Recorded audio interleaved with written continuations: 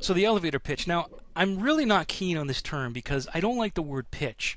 And things have changed a lot in today's world. And in order to successfully get people interested in what we're doing, we need to first understand our customer.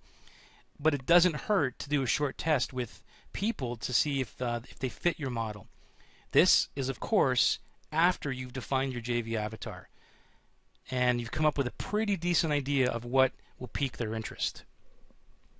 So I borrowed this definition from marketing guru Dan Kennedy, who says that your opening line, your interruption, should immediately grab your prospect's attention. And after that, if you hear a response like, "Really? How'd you do that?" you've got a winner. So I took that idea and I combined it with my JV avatar, and I came up with a 2-minute JV interest test that I'll show you now. So someone asks, "What do you do?" And I respond with a short, simple answer that should pique their interest. I say something like, "I make sure people stop losing money in their mutual funds." And they say, "Really? How do you do that?" And then I continue with little bits of information. "We just buy the right real estate together." And they might ask, "Well, where's that?"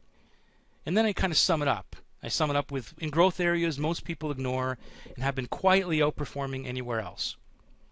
It's always evolving, but it works pretty decent for me to get the JV avatar that I want. And it doesn't mean that I'm always going to be using that one thing. It's like I said, the more people I speak to, the more I'll refine that.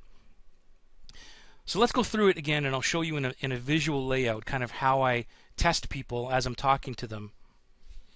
So the prospect says to me, "What do you do?" I make sure people stop losing money in their RSPs and stocks. And then I stop and I wait. If they're uninterested, they'll say something like, "Oh, that sounds interesting. That's cool. Great." They'll say something along those lines. And to me, that's not enough interest.